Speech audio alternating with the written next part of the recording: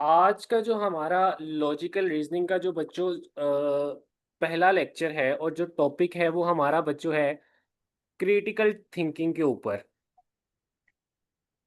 क्या मुराद है critical thinking से बच्चों?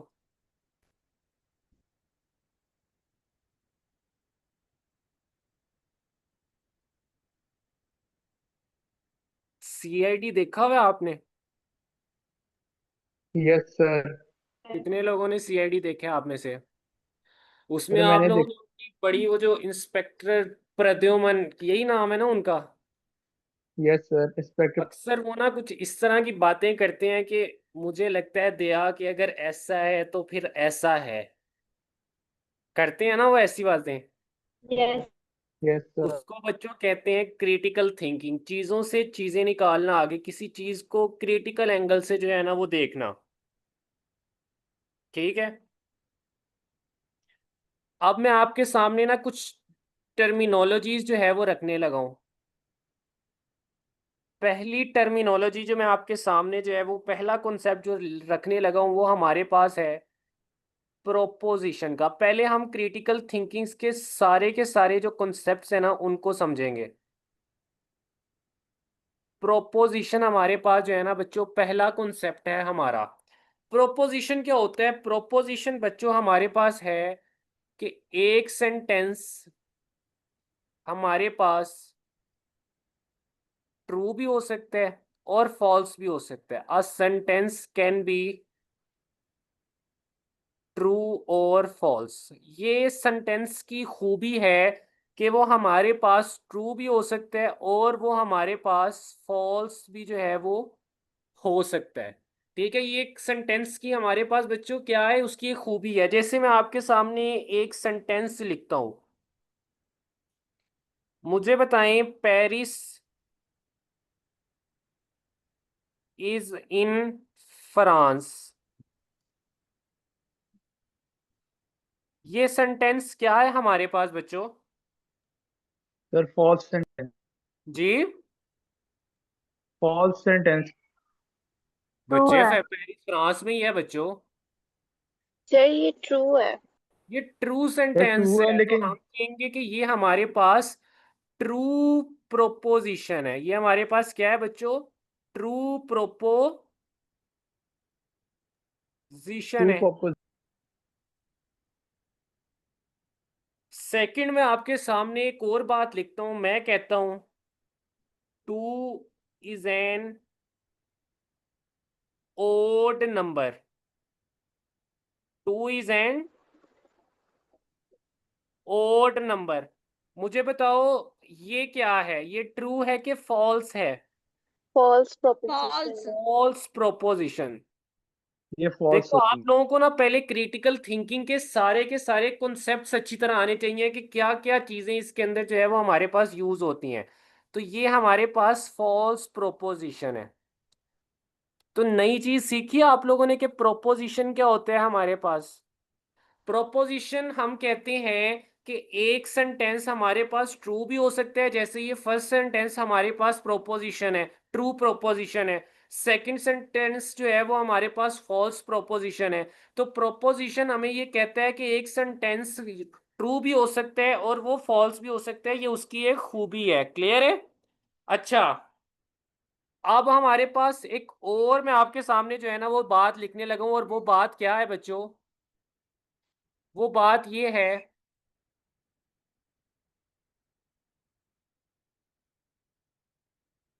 Close the door.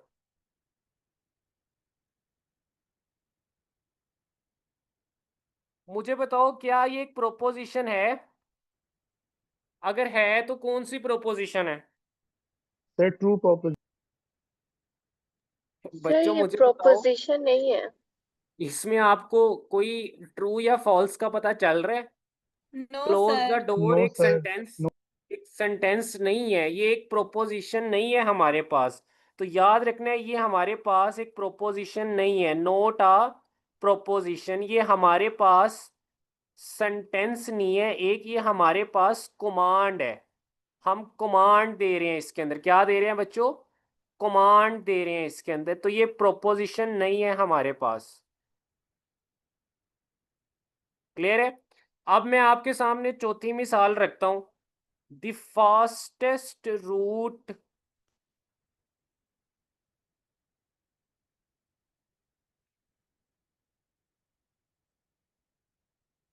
To Lahore is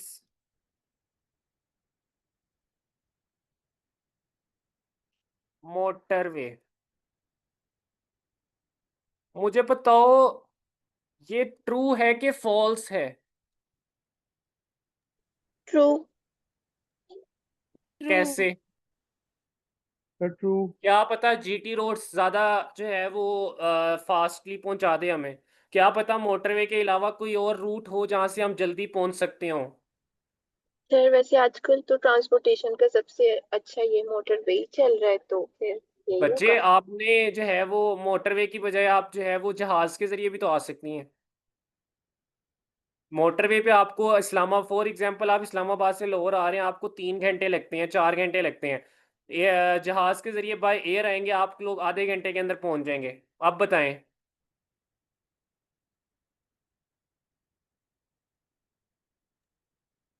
हम्म। तो हम्म, ऐसी को हम कहते हैं, ऐसी प्रोपोजिशन को बच्चों हम कहते हैं फैक्चुअल प्रोपोजिशन। इस प्रोपोजिशन का फैक्ट्स के ऊपर जो है ना, जब तक फैक्ट्स नहीं होंगे हमारे पास तब तक हम इस बात को ट्रू या फॉल्स जो है वो नहीं कह सकते। तो ऐसी प्रोपोजिशन को हम फैक्चुअल प्रोपोजिशन कहते हैं, जो फैक्ट्स के ऊपर जो है वो हमारे पास डिपेंड कर रही हो। क्लियर है बच्चों? क्लियर है? Proposition yes. क्लियर हो गई? Yes yes yes. Sir. Sir. ठीक है। तो अब कोई भी एमसीक्यूज जो है वो आपसे, मैं एक एमसीक्यूज यहाँ से शेयर करने लगा हूँ आपसे। देखिए हमने एमडी कैट को हर तरीके से देखना है। ठीक है। मैं आपसे एक एमसीक्यू शेयर करने लगा हूँ। ठीक है। उसने आपको जो क्रिटिकल थिंकिंग का है, वो आपसे क्रिटिकल थिंकिंग में कोई सा भी सवाल जो है वो पूछ सकता है। तो अभी जो हमने प्रोपोजिशन पढ़ी है उसके मैं आपको पहला सवाल आपसे पूछता हूँ। मैं आपसे पूछता हूँ when will you arrive. When will you arrive. When will you arrive. Option में देता हूं। It is a proposition. It is a proposition. Beta option, it is a true proposition. Charlie option, it is a false proposition.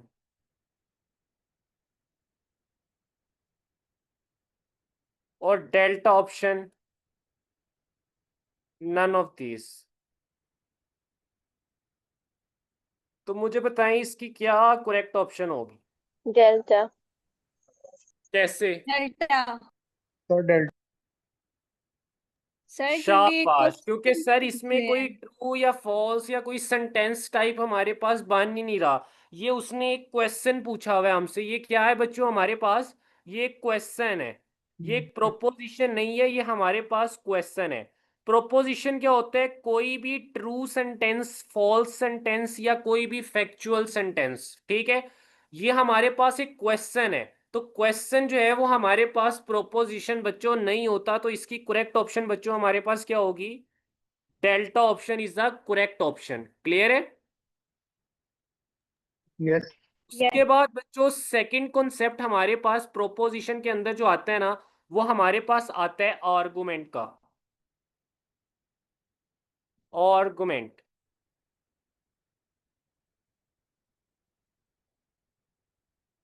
Argument जो है वो हमारे पास जो है वो सेकंड कॉन्सेप्ट आता है। ठीक है। और आर्गुमेंट क्या होता है, किसी को पता है आर्गुमेंट क्या होता है? फिर बहस बहस करना। करना। बहस करना। क्या होता है? बहस। बहस करना। ठीक है। क्या आप अपनी रीजंस देते हो? आप अपनी रीजंस देते हो एक कंक्लूजन को बनाने के लिए। मतलब आप लंबी लंबी बातें करते हो एक कंक्लूजन पे आने के लिए। फॉर एग्जांपल जो है वो आजकल जो है वो हर यूट्यूबर जो है वो एमडी कैट के ऊपर जो है, जितने भी एमडी कैट अकेडमीज है वो अपनी अपनी जो है वो रीजंस दे रही हैं, ठीक है। और फिर उन रीजंस के बदौलत जो है वो एक कंक्लूजन पे जा रही हैं, ठीक है। जैसे कि हमारे पास जो है वो कुछ लोग कहते हैं कि यार पीएमडीसी ने जो है ना वो कह दिया कि इस दफ़ा जो है वो नेशनल एमडी कैट नहीं होगा, प्रोविंशियल एमडी कैट होगा। तो इस वजह से जो है वो हर प्रोविंस अपना जो है वो क्वेश्चन बैंक खुद बनाएगा, अपना पेपर खुद सेलेक्ट करेगा, ठीक है। तो इस तरह की रीजंस वगैरह दे के आप एक कंक्लूजन की तरफ जो है ना वो जा रहे होते हैं आर्गुमेंट के अंदर। क्लियर है? आप अपनी तरफ से जो है वो वजहें पेश कर रहे होते हैं, रीजंस पेश कर रहे होते हैं कि यार मेरी रीजंस ये हैं और इस रीजंस के मुताबिक ये वाली बात जो है ना वो ठीक है, ठीक है। उसको हम आर्गुमेंट कहते हैं। क्लियर है? Yes. ठीक है। Yes yes sir. सर। जैसे कि आपके सामने मैं एक एग्जांपल लिखता हूँ, और वो एग्जांपल क्या है? वो एग्जांपल ये है, फोन डिस्ट्रैक्ट्स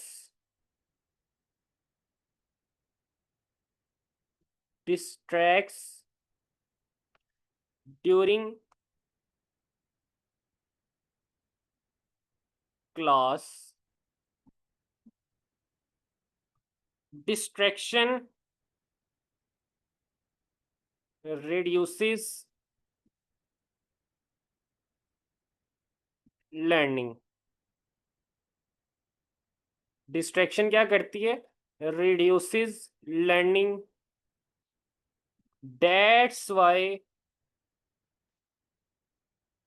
मैंने ये देखिए एक सिंबल लिखा है आपके सामने, मैंने दैट्स वाई या देयर फॉर यूज नहीं किया, मैंने उसकी बजाय एक सिंबल आपके सामने लिखा है, 3 डॉट्स बनाए हैं मैंने। मैं आपको सिंबल्स भी कुछ लिखवाऊंगा जो हमारे पास लॉजिकल रीजनिंग के अंदर यूज होते हैं। We should keep phones away from class. Away from class. Logical reasoning के अंदर ना बच्चों वो वर्ड्स यूज करने की बजाय ना, जैसे इफ, देन, देयर फॉर, उनकी बजाय वो सिंबल्स यूज करता है। वो सिंबल्स भी मैं आपको जो है ना वो लिखवाना चाहता हूँ। Keep away from in class. We should keep phones away from class, sorry मैंने इन लिख दिया अंदर। We should keep phones away from class, ठीक है। अब देखें ये बात देखें, पहले उसने 2 रीजंस दिए हैं। उसने पहले ये दो क्या दिए हैं? ये 2 रीजंस दिए हैं अपने आर्गुमेंट को सपोर्ट करने के लिए। बच्चों उसने पहले 2 रीजंस दिए हैं, ठीक है। और रीजंस को हम प्रेमिसेस भी कहते हैं। 2 रीजंस दे के उसने, पहली रीजन उसने दी कि हमारे पास फोन जो है वो क्लास के दौरान डिस्ट्रैक्ट करते हैं, और डिस्ट्रैक्शन की वजह से हमारे पास लर्निंग नहीं होती, ठीक है। तो उन 2 रीजंस की वजह से बच्चों ये जो तीसरी लाइन उसने दी है ना, ये हमारे पास क्या दी है? उसने कंक्लूजन दी है। क्या दिए? कंक्लूजन दिया है। तो ये आपके पास एक कंप्लीट आर्गुमेंट जो है ना वो आपके पास जो है वो बन गया, ठीक है।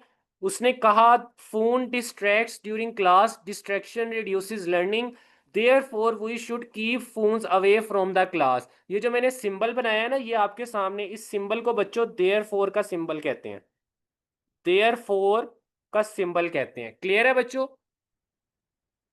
आर्गुमेंट की समझ आ गई है? Yes, sir. Yes, sir. जी सर। यस ठीक है। सर। अब 2 तरह के हमारे पास जो है ना बच्चों वो आर्गुमेंट होते हैं, ठीक है। एक होता है हमारे पास डिडक्शन। आप लोगों ने जो है वो बायोलॉजी के अंदर डिडक्शन के बारे में पढ़ा होगा। और एक होता है हमारे पास इंडक्शन। क्या होता है? एक होता है डिडक्शन और दूसरा होता है हमारे पास बच्चों इंडक्शन।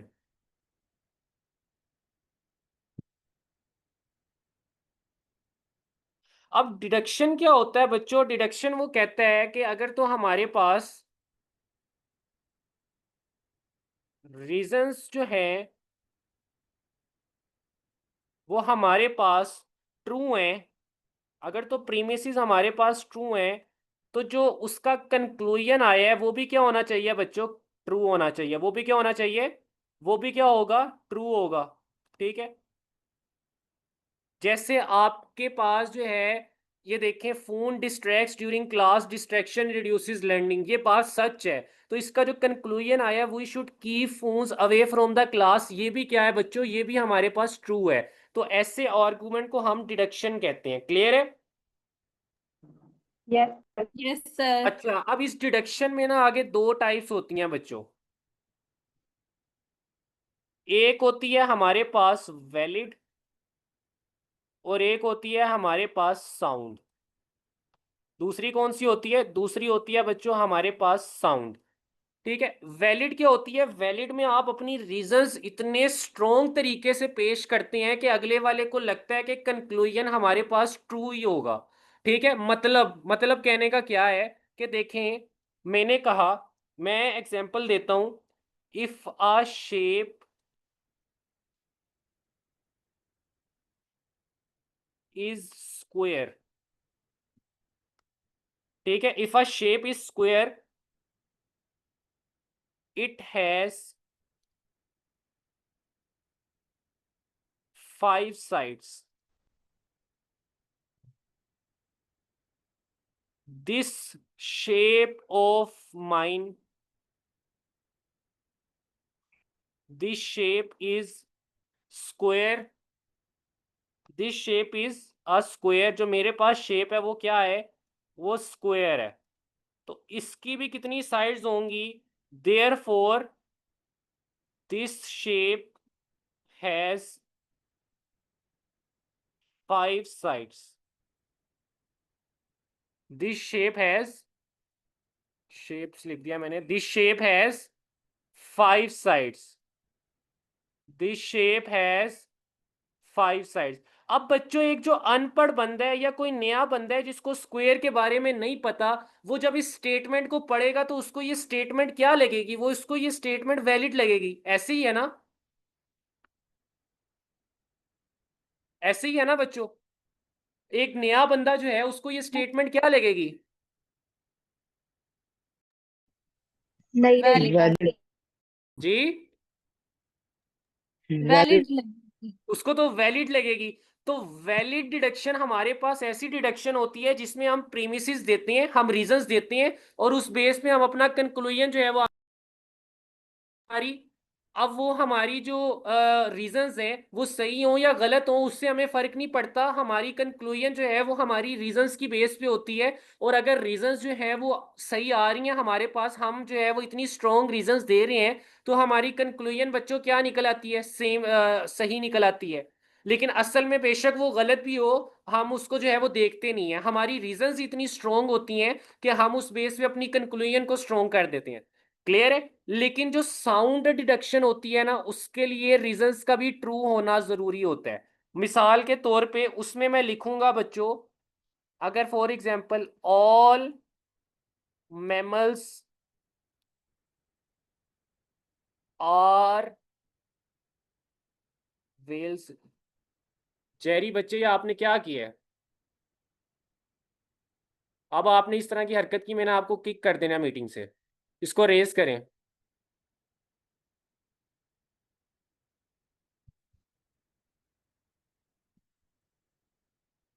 एक मिनट बच्चों, मैं इसको जरा स्टॉप से,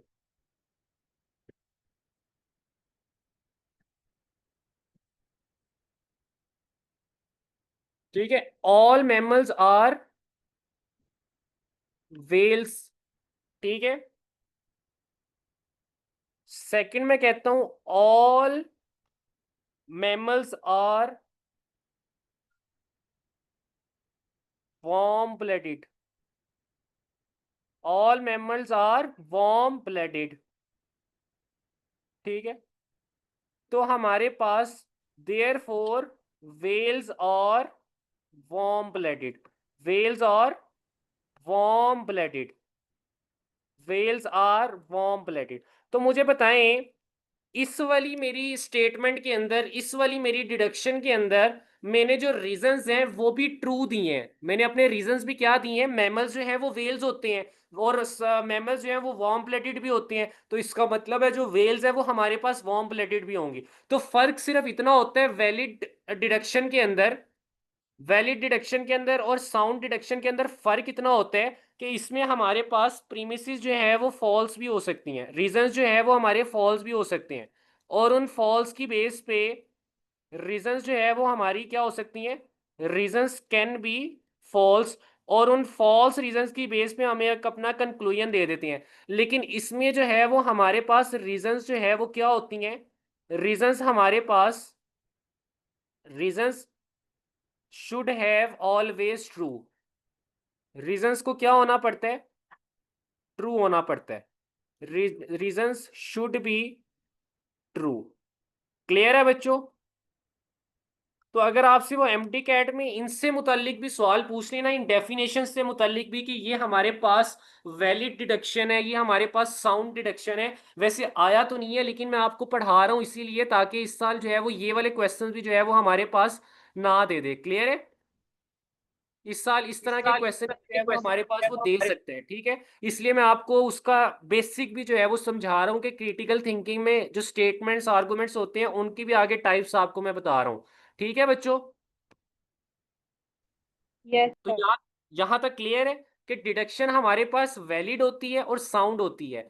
वैलिड डिडक्शन क्या होती है कि हम अपनी मर्जी से भी कोई रीजंस दे देते हैं, ठीक है, चाहे वो रीजंस फॉल्स हो या ट्रू हो, कोई ताल्लुक नहीं है, और उन रीजंस की बेसिस पे हम एक कंक्लूजन आगे दे देते हैं। लेकिन साउंड डिडक्शन में क्या होता है, साउंड डिडक्शन में हमारी जो रीजंस होती हैं वो भी ट्रू होनी चाहिए, और उन्हीं ट्रू रीजन से आगे एक कंक्लूजन जो है वो निकलना चाहिए हमारे पास। क्लियर है बच्चों? Yes sir sir valid valid deduction में कंक्लूजन भी ट्रू होगा या नहीं? नहीं बच्चे, अब वो तो डिपेंड करता है कि उसके रीजंस क्या हैं। अगर तो रीजंस ट्रू हैं तो कंक्लूजन ट्रू होगा, अगर रीजंस फॉल्स हैं तो हमारे पास जो क्या कहते हैं वो होगा, कंक्लूजन होगा वो भी फॉल्स होगा। Okay sir. ठीक, वो डिपेंड करता है उसके ऊपर। ठीक है, उसके बाद आ जाती है बच्चों हमारे पास इंडक्शन। क्या आती है? इंडक्शन। इंडक्शन और डिडक्शन में फर्क सिर्फ इतना है कि इसमें तो हम जो है वो प्रॉपर जो है वो कोई भी फैक्ट बता के जो है अपने कंक्लूजन को ट्रू करवा रहे होते हैं। लेकिन इंडक्शन में हम जो है ना वो सिर्फ कोई ऊपर वाली बातें करके ना, आसमानी हवाई बातें करके जो है वो अपने कंक्लूजन को ट्रू करवा रहे होते हैं। देखें, इसमें मैंने आपको जो रीजंस दिए हैं, दोनों दफा जो है वो रीजंस जो थे, बेशक एक दफा वो फॉल्स था लेकिन वो एक प्रॉपर रीजंस थे, और उन प्रॉपर रीजन से जो है वो हमने आगे जो है ना वो निकलवाया है। बच्चे मुझे लगता है आपको मुझे किक करना पड़ेगा।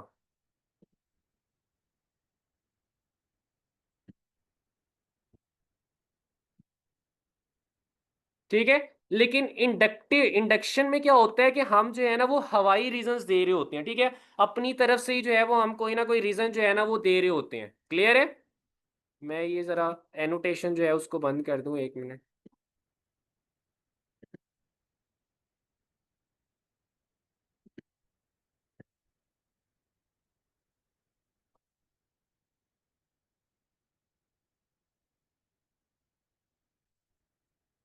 अच्छा, इंडक्शन में क्या होता है, इंडक्शन में मैं लिखता हूं आपके सामने कि जो रीजंस होते हैं ना, reasons make the conclusion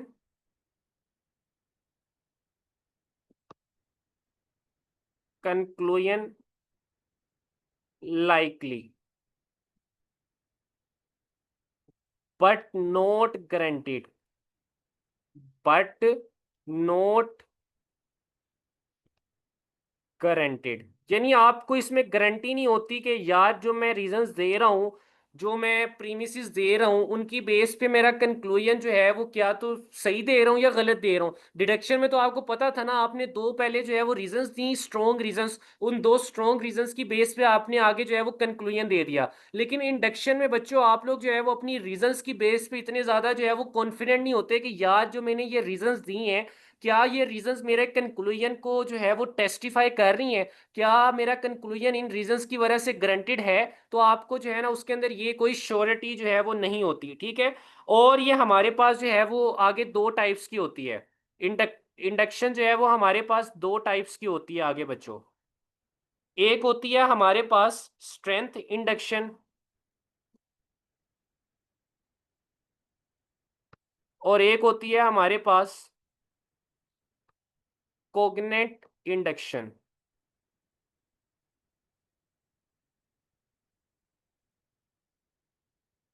कोगेंट induction, या जिसको आप कहते हैं कोगेंसी। स्ट्रेंथ इंडक्शन में क्या होता है वो और से देखिएगा, ठीक है। स्ट्रेंथ इंडक्शन में वो कहता है कि मैं आपके सामने एक एग्जांपल लिखने लगा हूं कि 87% of students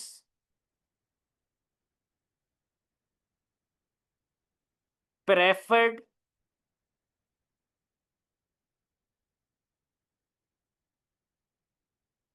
A to B, ठीक है। या आप इसमें ए टू बी की बजाय लिख दें online academies to physical academies. 87% बच्चों ने ऑनलाइन अकेडमीज को प्रेफर किया फिजिकल अकेडमीज के ऊपर, ऑनलाइन अकेडमी ओवर फिजिकल, ठीक है, ठीक है। अच्छा, और सेकंड बात मैं लिखता हूं कि हमारे भी जो स्टूडेंट्स थे ना, ओवर स्टूडेंट्स, मेड एक्सेल के भी जो स्टूडेंट्स थे ना, over students are similar to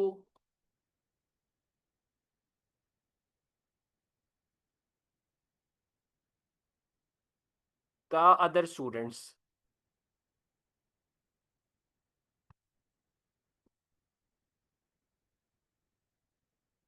अब ये मैंने दो रीजंस दे दिए हैं, दो प्रीमिसेस दे दिए हैं, ठीक है। और इनकी बेस पे अब मैं आगे कंक्लूजन बनाने लगा हूं बच्चों। क्या बनाने लगा हूं? कंक्लूजन बनाने लगा हूं। और मैं कंक्लूजन क्या कहता हूं? Therefore it is likely that our students will prefer that our our students will prefer all students will prefer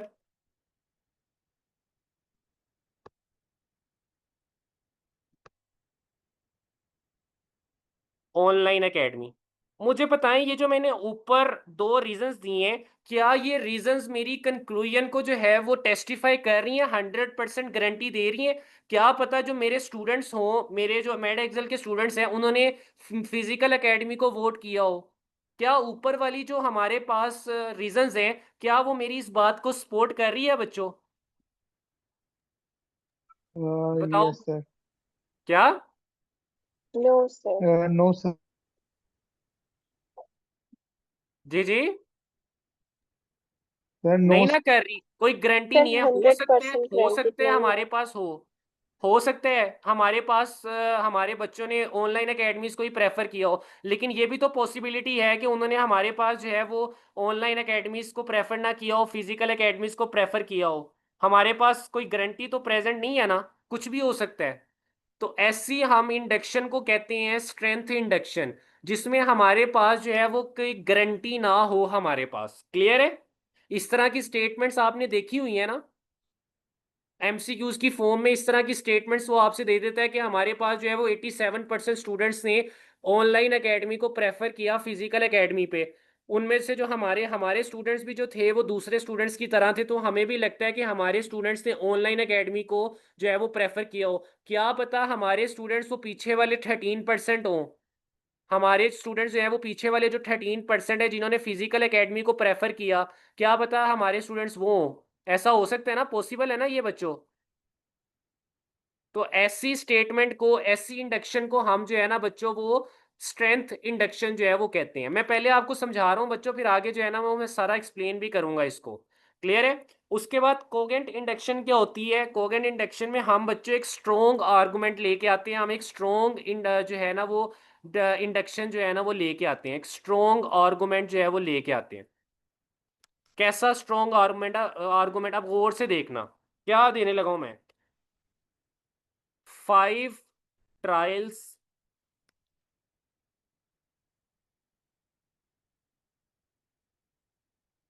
found, trials कहते हैं रिसर्चेस को, found Panadol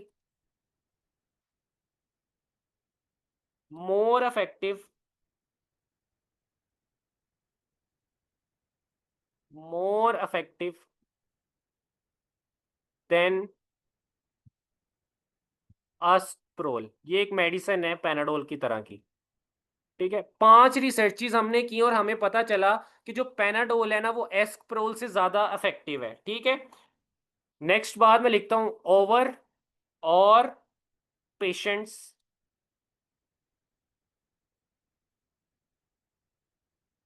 match the trial patients. जो हमारे हॉस्पिटल में जो पेशेंट्स एडमिट थे उन्होंने भी हमारे पास, जब हमने उनके ऊपर रिसर्च की तो उनके ऊपर भी हमारे पास यही रिजल्ट आए। तो इस बेस पे मैं कंक्लूजन दे रहा हूं कि जो पैनाडोल है वो एस्प्रोल से ज्यादा इफेक्टिव है। मुझे बताओ ये वाली मेरी कंक्लूजन जस्टिफाइड होगी ना? ये वाली मेरी कंक्लूजन जो है वो ज्यादा अच्छी है ना? बताओ जरा। यस आप मैं यस अपनी सर, ये कंक्लूजन ज्यादा को जो है अच्छी है। गारंटी कैस के साथ कह सकता हूँ ना कि यार वाकई Panadol is more effective than Asprol. कह सकता हूँ ना बच्चों? Yes yes sir. Sir. Is more effective than Asprol. Clear है? तो ये हमारे पास कुछ छोटे छोटे कॉन्सेप्ट से बेसिक जो मैंने आपको जो है ना वो लॉजिकल जो क्रिटिकल थिंकिंग से और उससे रिलेटेड जो है ना वो मैंने आपको बता दिए। क्लियर है? Yes yes sir. अच्छा, उसके बाद अब हम जो है ना वो प्रैक्टिस शुरू करने लगे हैं इस लॉजिकल रीजनिंग के जो कॉन्सेप्ट है हमारे पास क्रिटिकल थिंकिंग उसकी। ठीक है, तो सबसे पहले मैं जो है ना वो आपको जो है एक एग्जांपल देता हूँ, लिखता हूँ आपके सामने। नादिया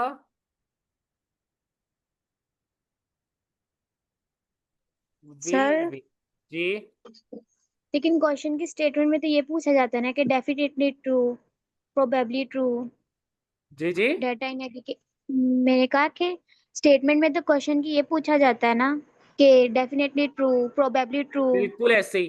तो ये हमारे पास जो ये वाली होगी, क्या कहते हैं, कोगेंट हमारे पास जो इंडक्शन होगी वो हमारे पास डेफिनेटली ट्रू होगी। ये क्या होगी हमारे पास?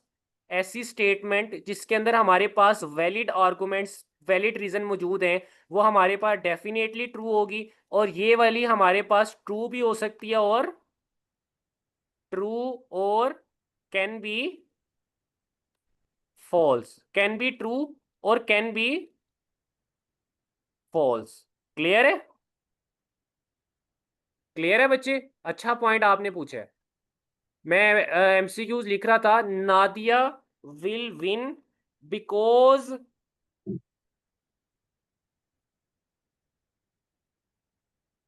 शी हैज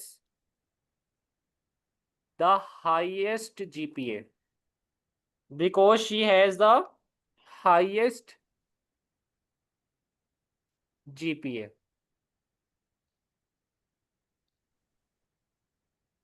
अब मैं आपसे चाहता हूं कि आप मुझे बताएं what is the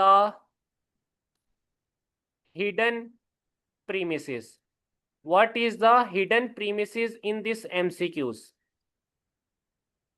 hidden premises in this MCQs. Premises का मतलब होता है रीजन। ठीक है, अल्फा ऑप्शन में आपके सामने लिखता हूं,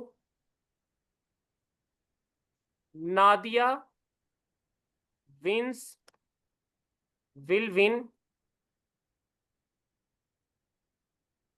बिकॉज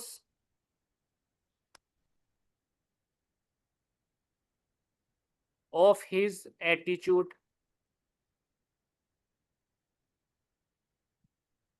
बीटा ऑप्शन में आपको देता हूं, high GPA student will win. ठीक है,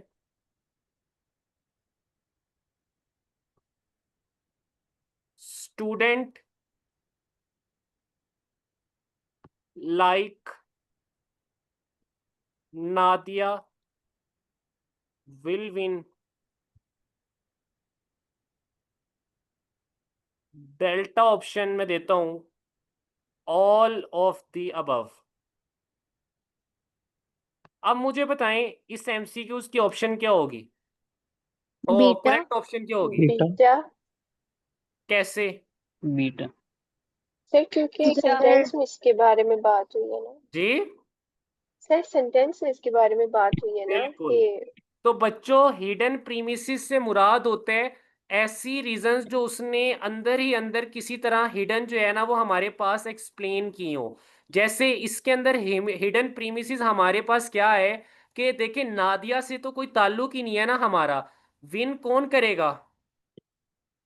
जिसका क्या होगा हमारे पास विन यहाँ पे हमारे पास जो है बच्चों वो कनेक्ट हो रहा है हाईएस्ट जीपीए के साथ। किसके साथ कनेक्ट हो रहा है? हाईएस्ट जीपीए के साथ। जिसका जीपीए ज्यादा होगा वो विन करेगा, चाहे वो नादिया हो चाहे वो कोई और हो, वो विन करेगा। तो फर्स्ट ऑप्शन देखें, बिकॉज ऑफ हर एटीट्यूड आना चाहिए था।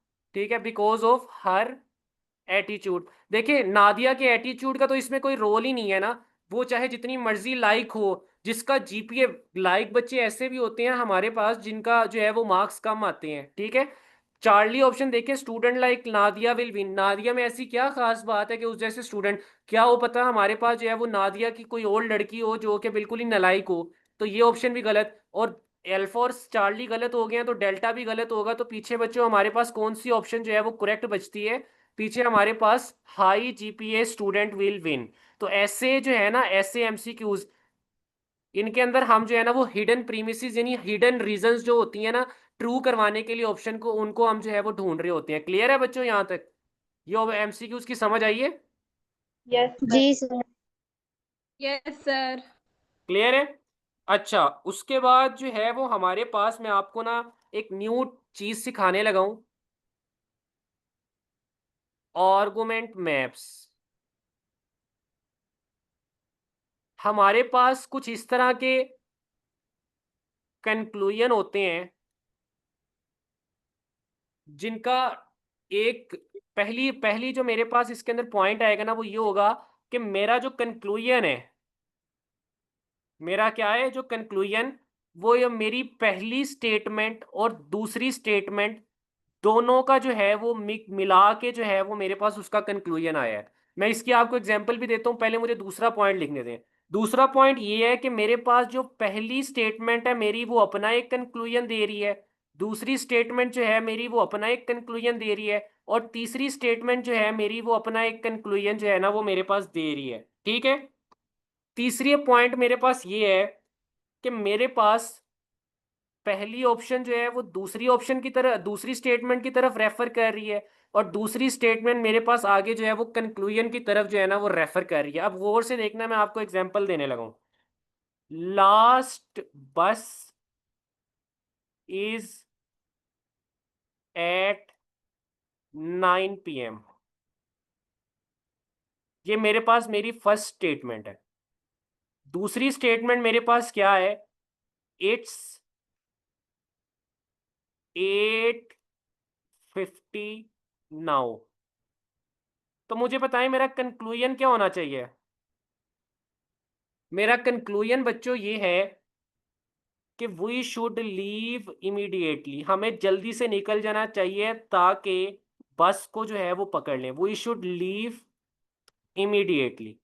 तो इस कंक्लूजन को बनाने के लिए बच्चों देखो, मुझे एक बात बताओ, अगर आप सिर्फ थोड़ी देर के लिए सोचो कि मैं इस सेकंड स्टेटमेंट को मिस कर दूं, तो मेरे पास फर्स्ट स्टेटमेंट है लास्ट बस इज एट 9 PM। हाँ जी, लास्ट बस 9 PM है, मैं क्या करूं उसका, मैं चार डालूं? ठीक है, या मैं फर्स्ट स्टेटमेंट को छोड़ दें, आप सेकंड स्टेटमेंट को लेके इट्स 8:50 नाउ, क्या 8:50 में जो है वो चार डालूं इस 8:50 का? लेकिन जब मैंने जो है वो दोनों स्टेटमेंट्स को मिला दिया, ठीक है, इट लास्ट बस इज एट 9 PM, 8:50 अब हो चुके हैं, यानी मेरे पास सिर्फ कितना टाइम बच गया, पीछे 10 मिनट बच गए हैं। तो मुझे जो है वो जल्दी जल्दी जो है वो निकलना चाहिए ताकि मैं अपनी बस को पकड़ लूं। तो इसमें मेरी दोनों स्टेटमेंट्स जो है ना वो यूज हुई हैं मेरे कंक्लूजन को बनाने के लिए। क्लियर है? अब मैं सेकंड की आपको मिसाल देता हूं।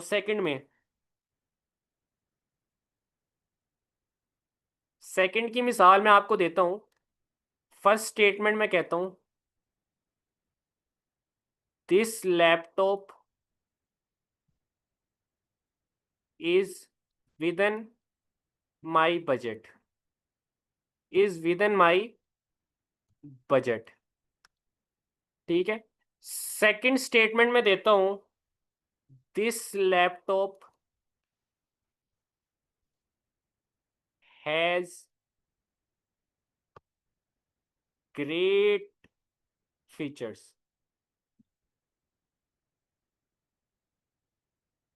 चलिए मैं थर्ड स्टेटमेंट को अभी रहने देता हूँ, ज्यादा लंबा हो जाएगा, सेकंड स्टेटमेंट को ही रखते हैं। मुझे बताएं अब मेरा कंक्लूजन जो होगा, अब मैं अपना कंक्लूजन लिखने लगा हूं तीसरे नंबर पे।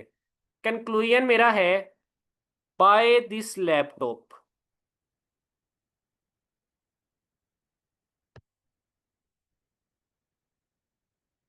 मुझे बताओ अगर मैं थोड़ी देर के लिए अपनी सेकंड स्टेटमेंट को भुला दूं और मैं सिर्फ फर्स्ट स्टेटमेंट को रखूं, this laptop is with in my budget, यार ये लैपटॉप तो मेरे बजट के अंदर है, मैं इसको खरीद लेता हूं। ठीक है, मैं फर्स्ट स्टेटमेंट से आगे अपनी कंक्लूजन बना सकता हूं ना, बना सकता हूं ना बच्चों?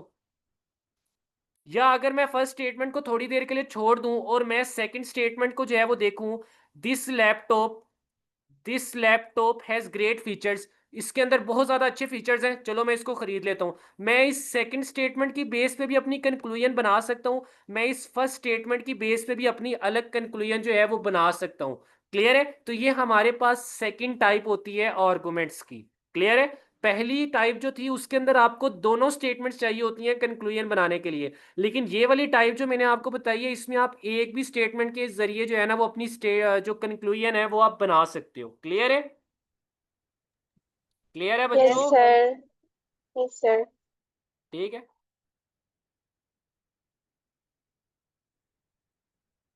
अब तीसरी हमारे पास जो एग्जांपल आती है वो क्या है, अब देखना गौर से। फर्स्ट स्टेटमेंट मैं आपको दूंगा बच्चों इसके अंदर,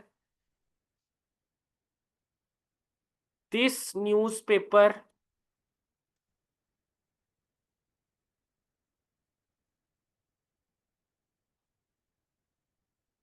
हैज ऑथेंटिक न्यूज। ये मेरी पहली स्टेटमेंट है। ठीक है, इस पहली स्टेटमेंट की बेस पे आगे मैं दूंगा अपनी दूसरी स्टेटमेंट। क्या दूंगा? दूसरी स्टेटमेंट। और वो दूसरी स्टेटमेंट क्या है मेरी? दूसरी स्टेटमेंट मेरी ये है, दिस न्यूज़पेपर इज ऑथेंटिक। बल्कि इज ऑथेंटिक की बजाय आप लिख दें, दिस न्यूज़पेपर इज ट्रस्ट वर्दी। ये न्यूज़पेपर यकीन के काबिल है। और इस सेकंड स्टेटमेंट से आगे मेरी बच्चों कंक्लूजन निकलेगी, और वो कंक्लूजन क्या होगी? We should read this newspaper. We should read this newspaper. तो देखो इसमें क्या हुआ है, इसमें बच्चों मैंने एक स्टेटमेंट दी, उस स्टेटमेंट से आगे जो है वो एक स्टेटमेंट निकली, और उस स्टेटमेंट से आगे जो है वो मैंने अपना कंक्लूजन जो है वो दिया। अब देखो अगर मैं ये फर्स्ट स्टेटमेंट ना देता, मैं ये फर्स्ट स्टेटमेंट यहाँ पे खत्म कर देता, ना देता, तो जब फर्स्ट स्टेटमेंट नहीं होनी थी तो क्या सेकंड स्टेटमेंट ने बनना था? नहीं बनना था। और सेकंड स्टेटमेंट से आगे कंक्लूजन ने मेरे पास बनना था? नहीं बनना था। तो मैंने फर्स्ट स्टेटमेंट दी, फर्स्ट स्टेटमेंट से आगे बच्चों मेरे पास मेरी सेकंड स्टेटमेंट जनरेट हुई, और सेकंड जनरेट स्टेटमेंट से मेरी बच्चों आगे कंक्लूजन जो है ना वो जनरेट हुई। क्लियर है? तो इसमें मैं कहता हूं, इसमें अगर मैं कहूं, इसमें मैं कहूंगा conclusion, conclusion follows, conclusion follow कर रही है both, both A and B, both one and two statements को। इसके बगैर हम कंक्लूजन जो है वो नहीं बना सकते, both one and two statement को। क्लियर है? हमने कंक्लूजन बोथ स्टेटमेंट्स की मदद से बनाई है। इसमें मैं कहूंगा conclusion follows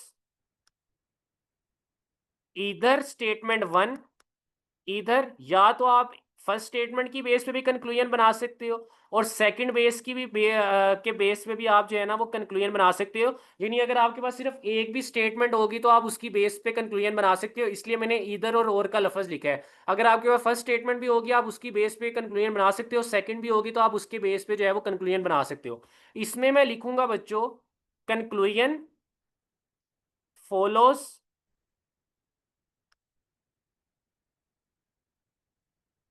statement 2 which follows statement 1, which follows statement 1। Clear है बच्चों, ये बात समझ आई है? Yes. इस सर, तरह जो की आपने एमसीक्यू आप लोग जी जी फर्स्ट और थर्ड बताया थे, इसमें जी जी बेसिक डिफरेंस क्या होगा? बच्चे डिफरेंस इतना तो मेजर डिफरेंस है कि फर्स्ट वाले में जो है वो आपको दोनों स्टेटमेंट्स की बेस पे जो है वो अपनी कंक्लूजन बनानी पड़ती है। सेकंड वाले में आप अपनी एक, मैंने आपके सामने एग्जांपल्स भी लिखी हैं, सेकंड वाले में आप अपनी सिर्फ एक स्टेटमेंट से भी जो है वो आगे कंक्लूजन जो है वो बना सकते हो। और थर्ड वाले में जो है वो आपकी कंक्लूजन आपकी सेकंड स्टेटमेंट से बनती है और सेकंड स्टेटमेंट आपकी फर्स्ट स्टेटमेंट से आती है। ठीक है, समझ आइए?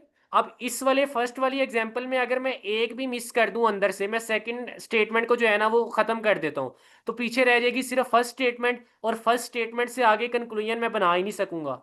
ठीक है, इट्स मतलब क्या है कि बस इज एट 9 PM, लास्ट बस इज एट 9 PM, मैं 4 डालूं 9 PM पे, मेरा उससे क्या ताल्लुक है?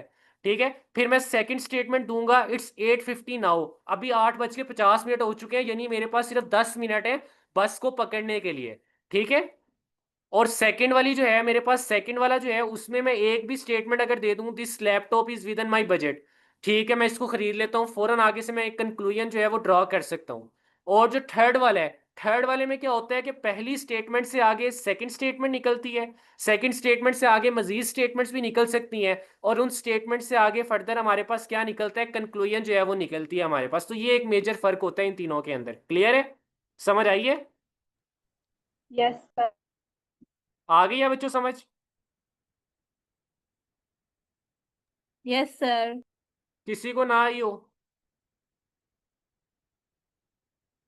आगे बड़े मजे के हमारे पास दो टॉपिक शुरू होने लगे हैं बच्चों, और वो टॉपिक क्या है? वो टॉपिक है हमारे पास निसेसिटी और सुफिशिएंट लफ्ज के अंदर हमने डिफरेंस करना है कि एक चीज की निसेसिटी कब होती है और उसकी सुफिशिएंसी कब होती है। बड़े मजे का टॉपिक है ये हमारे पास।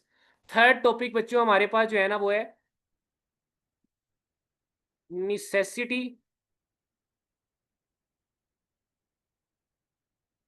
वर्सेस सुफिशिएंसी। बताओ मुझे इन दोनों में क्या फर्क नजर आता है आप लोगों को बज़ाहिर देख के?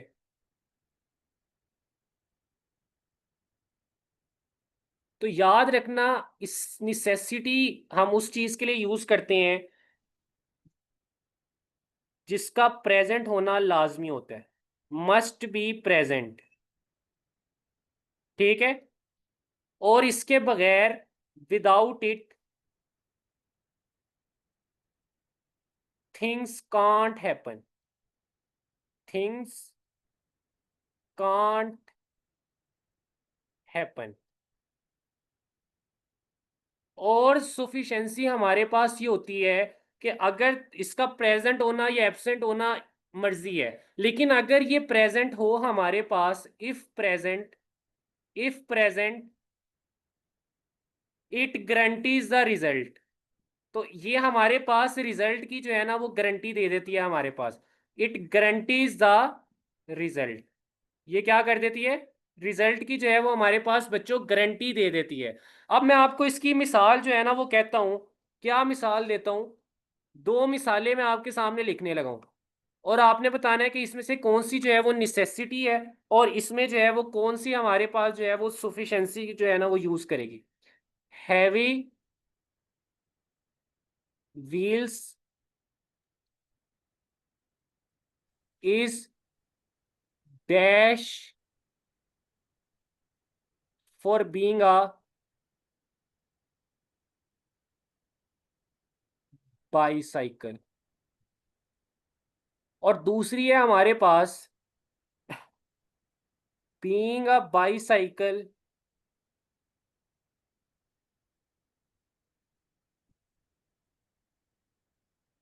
is dash for having wheel। बताओ, फिलिंग द ब्लैंक्स जो है वो फिल करो, क्या आएगा हमारे पास ऊपर वाले में और नीचे वाले में? पहले सफिशिएंसी और फिर नेसेसिटी। जी पहले सफिशिएंसी आएगा और फिर नेसेसिटी। शाबाश, गलत बोला आपने। तो पहले पहले नेसेसिटी आएगा फिर सफिशिएंसी देखें, आएगा। सर पहले बाईसाइकिल के नेसेसिटी होने आएगा के और लिए फिर व्हील्स लाजमी है। बाईसाइकिल के होने के लिए व्हील्स क्या है, लाजमी है। और अगर आपके पास बाईसाइकिल है तो इसका मतलब है कि उसमें व्हील्स तो होंगे ही ना, ठीक है। तो निसेसिटी, बाईसाइकिल के होने के लिए व्हील्स लाजमी है, इसके बगैर बाईसाइकिल हो ही नहीं सकती। इसके बगैर जो है वो बाईसाइकिल हो ही नहीं सकती। कभी बगैर पहियों वाली बाइक देखी है आपने? कभी ट्रेवल किया उसके ऊपर? नो। नो। तो यहां पे आएगा बच्चों किया है निसेसिटी। सर। किया है। और सेकंड वाले में अगर आपके पास बाईसाइकिल है तो लाजमी सी बात है उस बाइक के अंदर व्हील्स तो होंगे ही ना, कि being a bicycle is sufficient for having wheels, is sufficient for having wheels. Clear है बच्चों? निसेसिटी और सफिशिएंसी के अंदर जो है वो फर्क समझ आ गया? Yes sir. अच्छा, नेक्स्ट हमारे पास आ जाती हैं कुछ टर्म्स जो आपको बच्चों ने जो है वो ग्रुप के अंदर जो है वो शेयर करके पूछी हुई थी, ठीक है। कुछ टर्म्स, इंपॉर्टेंट टर्म्स जो है ना वो हम देखने लगे हैं, बड़े मजे की हैं ये, ठीक है, जिनको हम कहते हैं फॉर्म्स। सबसे पहली बच्चों इसके अंदर हमारे पास जो होती है ना वो होती है मोडस पोनस। मोडस पोनेंस, पोनेस है या पोनेंस है, पोनेंस होता है ये, मोडस पोनेंस, ठीक है। अब ये मोडस पोनेंस में क्या है? मोडस पोनेंस में वो कहता है कि if P corresponds to Q, therefore जब P प्रेजेंट होगा तो हमारे पास Q भी जो है वो प्रेजेंट होगा। therefore when P present then Q present। इसकी ये टर्म जो है वो इस तरह लिखते हैं, if P corresponds to Q then हमारे पास then अगर P प्रेजेंट है तो therefore Q भी हमारे पास जो है वो प्रेजेंट होगा। और इसकी एग्जांपल क्या है? इसकी एग्जांपल ये है कि हमारे पास if it rains the ground gets wet, the ground gets, अगर बारिश होती है तो ग्राउंड गीला हो जाता है, gets wet। तो इसका मतलब है ये मेरे पास P एंड Q स्टेटमेंट है। P एंड Q स्टेटमेंट क्या है? इसमें P मेरे पास है कि इफ इट रेन्स, अगर बारिश हुई तो ग्राउंड गेट वेट्स, इसमें मेरे पास ये जो ग्राउंड गेट वेट्स है ये मेरे पास क्यू है, ठीक है। तो ये मेरे पास पी एंड क्यू स्टेटमेंट है इसके अंदर कि अगर if it rains then the ground wets, ठीक है। तो अगर इसमें से उसने मुझे जो है वो आपको जो है वो सिर्फ ये कहा हो कि मुझे बताएं कि it rains, it rains, statement में पूरी लिख देता हूं, इसको यहीं पे लिख देता हूं, यहाँ पे क्वेश्चन पूरा कर देता हूं, it rains then it rains. और ऑप्शन में वो आपसे पूछता है ground is wet, ground is, ground is wet, ground is not wet, ground is not wet, C ground can be wet,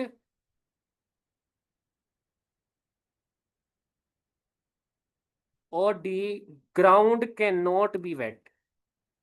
तो बताएं क्या ऑप्शन होगी इसकी? Alpha. Alpha. Alpha option. Alpha. तो ये होते हैं हमारे पास मोडेस पोनेंस। ये क्या कहता है? ये हमारे पास ये कहता है कि अगर P कोरस्पोंड्स करता है Q को, तो जब P प्रेजेंट होगा तो हमारे पास Q भी क्या होगा? Q भी बच्चों हमारे पास प्रेजेंट होगा। तो इसकी करेक्ट ऑप्शन होगी हमारे पास बच्चों अल्फा, ग्राउंड इज वेट, ठीक है। सर एक और सवाल है। जी जी, सर ये तो कंडीशनल सेंटेंसेस है ना, तो कंडीशनल सेंटेंसेस में हम एब्सोल्यूट तो नहीं होते। एब्सोल्यूट नहीं, ये जी। कंडीशनल क्वेश्चंस नहीं है, इसमें उसने आपको जो है वो बता दी है, एक शर्त लगा दी है कि अगर देखे ना, पहले उसने आपको ये बता दी है if it rains the ground gets wet, उसने आपको ये चीज पहले बता दी है। इसको हम एज अ कंडीशनल नहीं ले रहे, हम इसको इस फॉर्मूला, ये जो मोडेस पोनेस है इसके फॉर्म से जो है ना वो हल कर रहे हैं, ठीक है। ये लेकिन सर ग्राउंड के वेट होने की और भी तो रीजंस हो सकती है ना, इसलिए हम इसको ऐसे क्यों कर रहे हैं? नहीं, देखिए, अभी आप ना मेरी बात समझी नहीं है। मैंने आपसे क्वेश्चन के अंदर ये नहीं पूछा ग्राउंड इज वेट।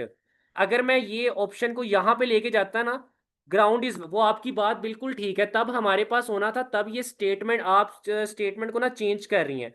आप कह रही हैं कि हमारे पास अगर P कोरस्पॉन्ड कर रहा है Q को, ठीक है, तो अगर Q प्रेजेंट है तब हमारे पास P भी प्रेजेंट होना चाहिए।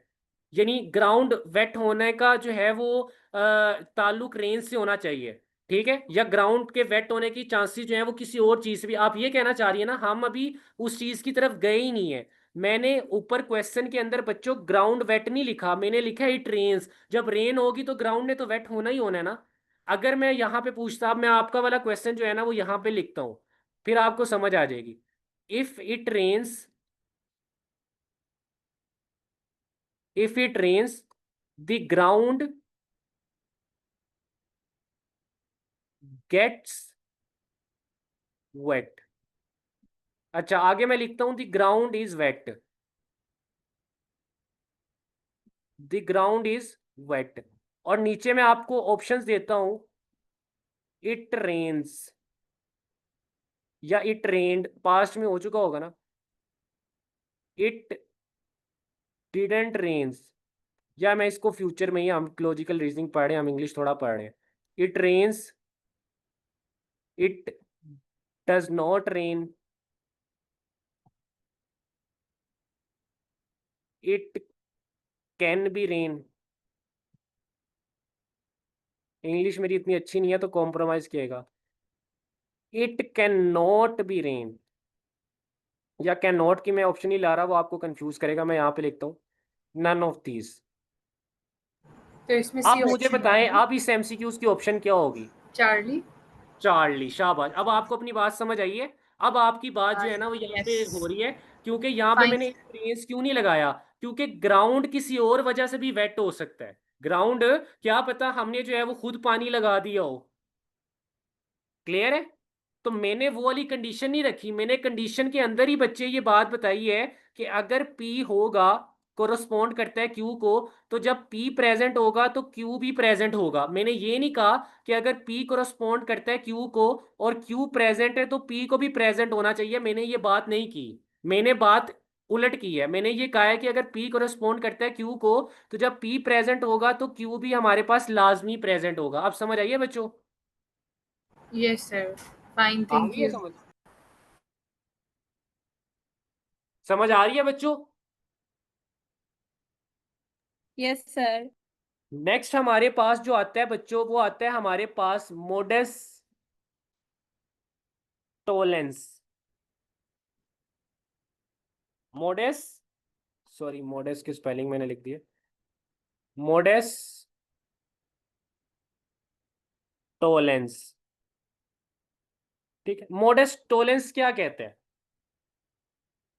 मोडेस टोलेंस ये कहते हैं कि if P corresponds to Q, then therefore if Q is negative, then हमारे पास,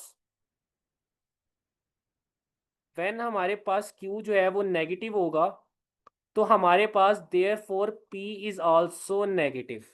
मतलब इसका क्या है? मतलब गौर से समझना, मैं आपको एग्जांपल देने लगा हूं। वो कहता है कि इफ द अलार्म इज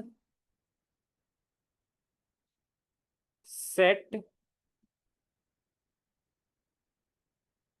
या मैं ऊपर वाली एग्जांपल को ही जो है ना वो इसके अंदर देता हूं, आप लोगों को ज्यादा आसानी होगी। It when it rains, the ground gets wet। ठीक है, आगे मैं लिखता हूं ground is not wet, ground is not wet. और मैं इसकी ऑप्शन देता हूं आपको, first option, it didn't rain. Beta option it rains, Charlie option it can be rain, और delta option it can not be rained. तो मुझे बताएं इसकी करेक्ट ऑप्शन क्या होगी। इसके अंदर आपने याद रखना है, ऐसी स्टेटमेंट को हमेशा आपने इस फॉर्मूला के जरिए जो है ना वो हल करना है। ये रूल्स मैं आपको बता रहा हूँ ऐसी स्टेटमेंट्स को हल करने के। अब यहाँ पे आपका दिमाग जो है ना वो बड़ी डायमेंशंस के अंदर घूम सकता है। हर बच्चा जो है ना वो, अब बच्चों की सोचने की थिंकिंग क्या होगी कि यार ग्राउंड वेट नहीं है, तो हो सकता है कि हमारे पास जो है वो बारिश हुई हो और पानी सूख गया हो। तो ऐसी जो है ना वो सोच आपके जेहन में आनी नहीं चाहिए। नॉर्मल सी बात है, आएगी तो लाजमी कि क्या पता हमारे पास बारिश हुई हो और जो है पानी सूख गया हो। ठीक है, तो यहाँ पे जो है वो उस लिहाज से हम इस एमसीक्यूज को सोल्व करते हैं। तो ऐसी चीजें आपने सोचनी नहीं चाहिए।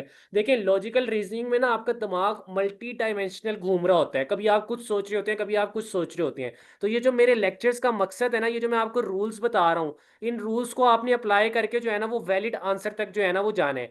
तो अगर ऊपर वाली स्टेटमेंट के मुताबिक कोई आ जाए ना, तो आपके जहन में बहुत बातें घूम सकती हैं, लेकिन आपने इस वाले ट्रिक को जो है ना, ये जो ये वाला फॉर्मूला है इसको लगाना है। और अगर इस तरह की स्टेटमेंट आ जाए तो आपने जो है ना चुपचाप कुछ और सोचना नहीं है, और इस स्टेटमेंट को जो है ना, इस फॉर्मूला को जो है वो सोचकर आपने ऑप्शन लगानी है। तो क्या ऑप्शन होगी इसके मुताबिक? अल्फा। Alpha option. कि देखें जब P अगर कोरस्पोंड कर रहा है Q को, तो जब Q प्रेजेंट नहीं है तो इसका मतलब है P भी क्या हमारे पास होगा, प्रेजेंट नहीं होगा, एब्सेंट होगा। क्लियर है? तीसरा रूल क्लियर है बच्चों? Yes, sir. यस अच्छा, सर, यस। जी जी। उसके बाद थर्ड है हमारे पास rule hypothetical, hypothetical syllogism, syllogism जिसको आप HS कहते हैं। क्लियर है?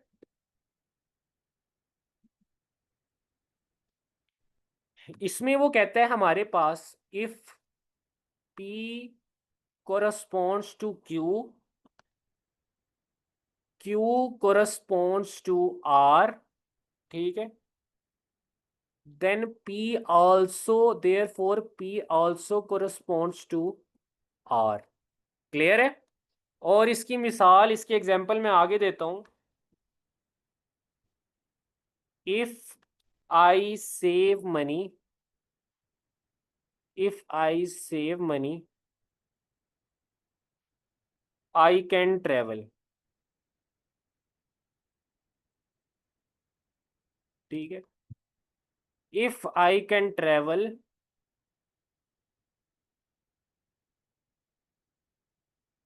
I will visit Japan, I will visit Japan.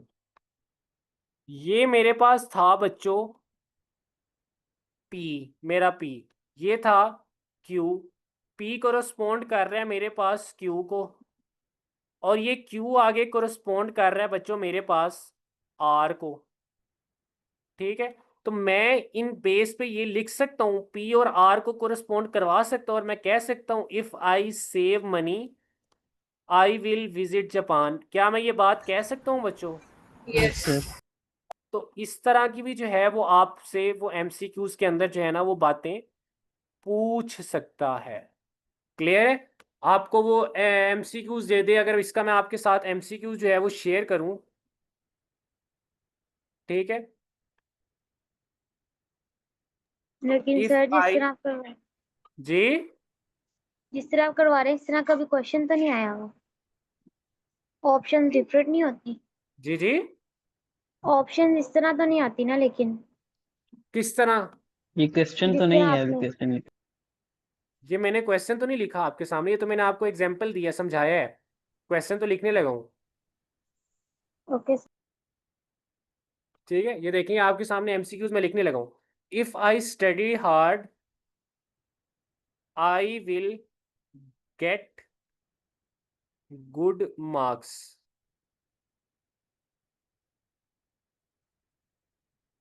if I get good marks,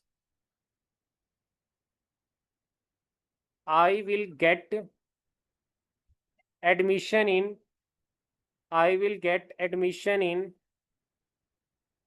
chemo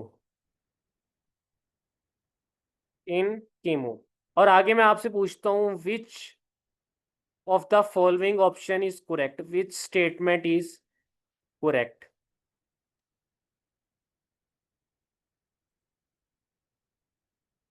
alpha option मैं आपको देता हूं,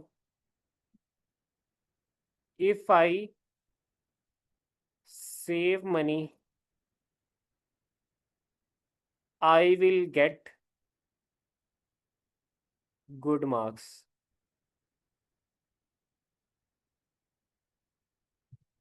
beta, if I work hard I will get good marks. Charlie, if I study hard, I will get admission in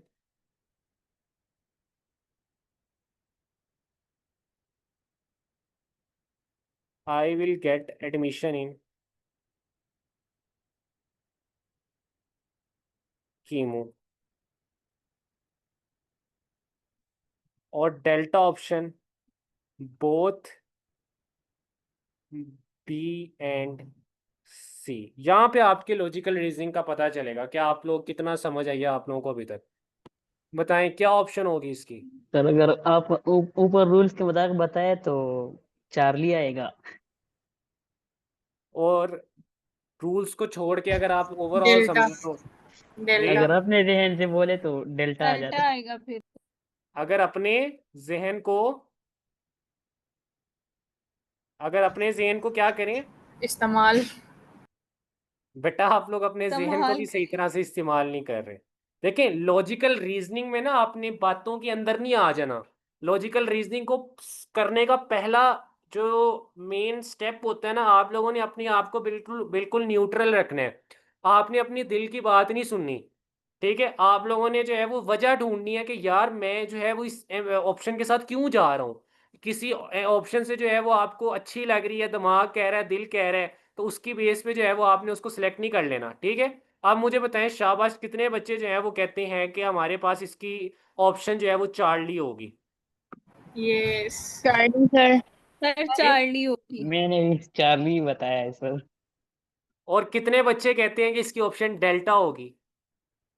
rules mean तो बेटा delta में भी follow हो सकते हैं, डेल्टा ऑप्शन में भी फॉलो हो सकते हैं हमारे पास rules. I go with B. Sir it's clear कि कोई भी टेस्ट क्लियर करने के लिए पढ़ना पड़ेगा ना, काम क्या करना पड़ेगा? क्या क्या क्या कहा है आपने। सर मैंने कहा कोई भी टेस्ट अगर क्लियर करना है जो पढ़ाई से रिलेटेड है तो उसके लिए पढ़ना ही पड़ेगा ना। तो working hard is not like feasible, so शाबाश। Studying hard. देखें यहाँ पे मैंने जानबूझ के आप लोगों को ट्रैप, अगर आप एमसीक्यूज का सवाल देखें ना तो उसने स्टडी हार्ड बोला हुआ है, वर्क हार्ड नहीं बोला हुआ। वर्क हार्ड तो बच्चों देखो, वर्क हार्ड तो क्या मतलब वो कबाड़िए के दुकान पे जाके जो है वो हथौड़ा चलाना लग जाए, सारा दिन मेहनत करेगा, उसको भी तो है वो हम वर्क हार्ड बोलेंगे ना। वो भी तो वर्क हार्ड है, क्या उस वर्क हार्ड करने से उसके गुड मार्क्स आ सकते हैं। बिल्कुल भी अगर मैं नहीं आप सर। लोगों को ये रूल ना बताता, तो आप लोगों ने इसका ऑप्शन क्या लगानी थी, डेल्टा। डेल्टा। तो इन रूल से फायदा ये होता है कि बच्चों आप लोगों को जरा सोचने समझने का मौका मिल जाता है। तो इसकी करेक्ट ऑप्शन बच्चों मेरे पास क्या होगी, चार्ली ऑप्शन करेक्ट होगी इसकी। क्लियर है। अगर ये रूल आप लोगों को पता ना होता तो आप लोगों ने तो जो है वो डेल्टा ऑप्शन को जो है वो लगा देना था फौरन। रूल की वजह से आपको थोड़ा सा सोचने का मौका जो है वो मिला है। क्लियर है। Yes, sir. Yes sir. Clear है। अच्छा नेक्स्ट यस हमारे सर। पास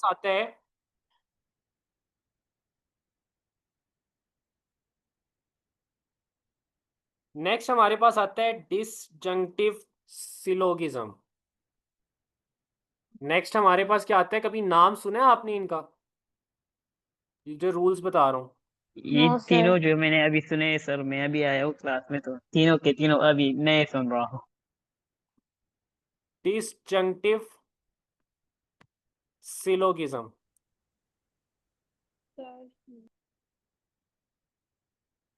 डिसजंक्टिव सिलोगिज्म आप लोगों को पहले पता होगा, लेकिन इसमें एक चीज मैं आपको बच्चों नहीं बताऊंगा जो आप लोगों के लिए बहुत ज्यादा जो है वो नहीं होगी। ठीक है, और वो नई चीज हमारे पास क्या है, वो कहता है इफ पी और क्यू। ये सिंबल आप लोगों ने पहले जिंदगी में कभी देखे? अगर पी और क्यू है हमारे पास दो चीजें, ठीक है,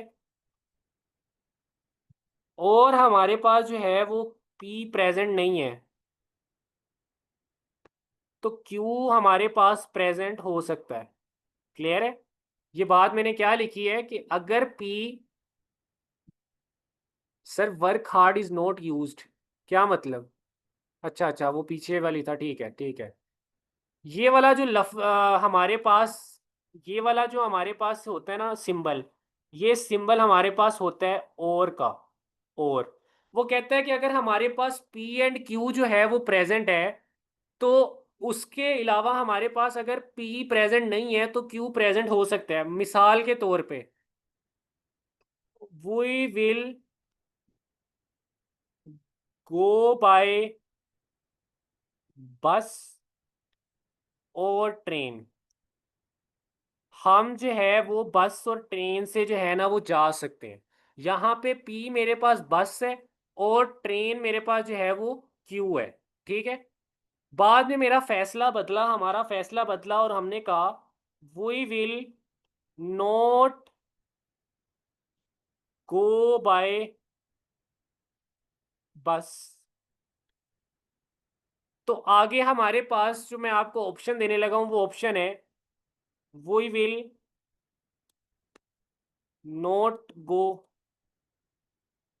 beta option we will go by train, we will go by aeroplane, and delta option we will go bye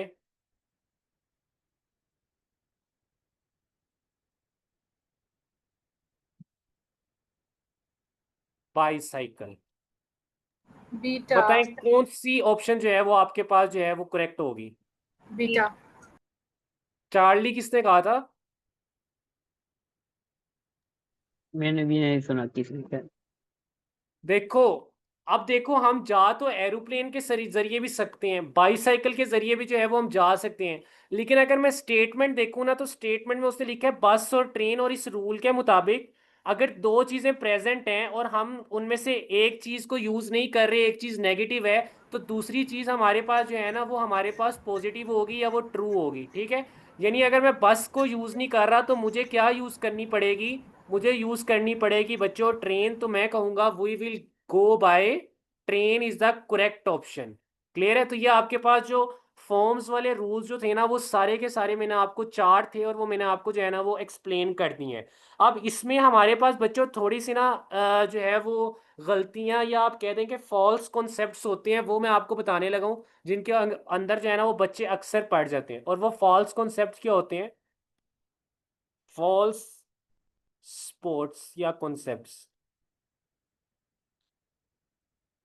दो बड़े इंपॉर्टेंट जो है वो हमारे पास फॉल्स कॉन्सेप्ट्स होते हैं। और वो क्या होते हैं? जैसे एक बच्ची ने पहले कहा हमारे पास, if P corresponds to Q, और आगे आप लोग लिख दें कि अगर क्यू प्रेजेंट है हमारे पास तो देयर फॉर पी को भी जो है वो हमारे पास प्रेजेंट होना पड़ेगा। तो ये बच्चों कॉन्सेप्ट हमारे पास जो है ना वो गलत है, ये कॉन्सेप्ट एग्जिस्ट नहीं करता। जैसे ऊपर मैंने बताया था कि, या यहाँ पे मैं एक और मिसाल दे देता हूँ, इफ आई स्टडी आई पास, यहाँ पे मेरे पास क्यू ये पी ये है P मेरे पास है, अगर मैं पढ़ूंगा और Q ये है तो मैं पास हो जाऊंगा। अगर मैं यहाँ पे नीचे आपको दे दूं I पास्ट, मैं पास हो गया, और नीचे ऑप्शन में मैं दूं अल्फा I स्टडीड,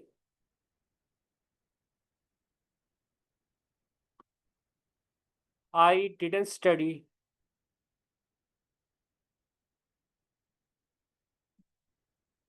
ठीक है। चार्ली ऑप्शन में आपको यहाँ पे देता हूँ, I ईदर स्टडी,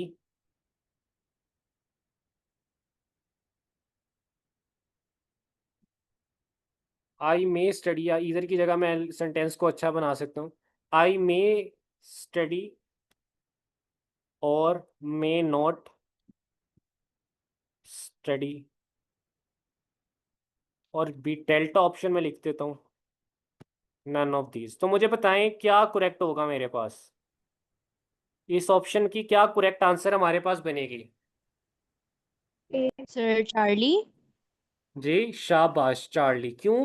क्योंकि देखो बच्चों, क्यू हमारे पास जो असल रूल था ना वो ये था कि अगर पी कोरस्पोंड कर रहा है क्यू को, तो पी जब प्रेजेंट होगा तब हमारे पास जो है वो क्यू प्रेजेंट होगा। लेकिन यहाँ पे जो है वो हमारे पास उसने क्यू दिया हुआ है हमें, तो क्यू प्रेजेंट होने का पी से कोई ताल्लुक नहीं होता। मैंने आपको ये पहले भी बताया है। तो आई पास्ट, क्या पता मैं किसी और तरीके से पास हुआ हूँ, क्या पता मैंने एग्जामिनर को पैसे दे दिए हूँ, मैं चीटिंग करके पास हुआ हूँ। चीटिंग करके पास हो सकती है ना आप लोग, क्या पता मैंने अपनी जगह कोई और नहीं बच्चा जो है वो भेज दिया हो।